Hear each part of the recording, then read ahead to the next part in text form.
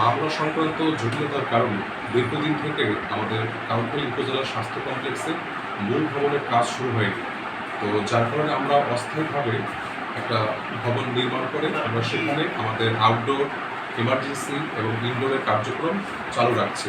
কিন্তু আমাদের 7 জন ডক্টর নতুন পদায়ন হয়েছে। পদায়ন হওয়ার পরও তাদের রোগী দেখার জন্য সুব্যবস্থা নেই, তাদের থাকার জায়গা নেই। এই অবস্থায় আমাদের একান্তভাবে মূল ভবনের কাজ শুরু করা একান্ত প্রয়োজন। আমাদের জনসেবা নিশ্চিত করতে গেলে আমাদের ডাক্তারদের থাকার জায়গা যেমন এনশিওর করতে হবে, তেমনি ডাক্তাররা যেখানে বসে রোগী দেখবে সকল জায়গাগুলো আমাদেরকে সুনিশ্চিত করতে হবে। এই জন্য আমাদের মূল ভবনের কাজ শুরু করা একান্ত আবশ্যক এবং জরুরি হয়ে পড়েছে। বাংলাদেশে সব জায়গায় হসপিটাল হয়ে গেছে, আমাদের কাউখালীতে হয় নাই।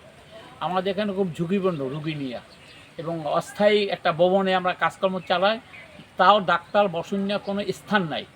বিনে ওইভাবেই দাঁড়াই দিয়ে খাড়াইয়ে রুগী দেখেন বিভিন্ন ধরনের কার্যক্রমে। এখানে অবশ্যই যাতে হয়, একটা স্থায়ী একটা ভবন দরকার, আইপিএসের দরকার, কারেন্টের সমস্যা হয় মাঝে মাঝে, এইটা বেশি আমাদের দরকার। বিভিন্ন এলাকায় রুগী চলে যায়, কিন্তু ডাক্তার আছে, মাস গেলে তার বেতনও হয়, কিন্তু কামাবে কি, রুগী ঠিক মতো দেখতে পারতেছেন। এই জন্য ইমার্জেন্সি যত তাড়াতাড়ি পাওয়া যায় তত একটা ভবনের ব্যবস্থা করা দরকার। আপনার গাড়ি করে জানি বাড়ি কোথায়, বয়স কত?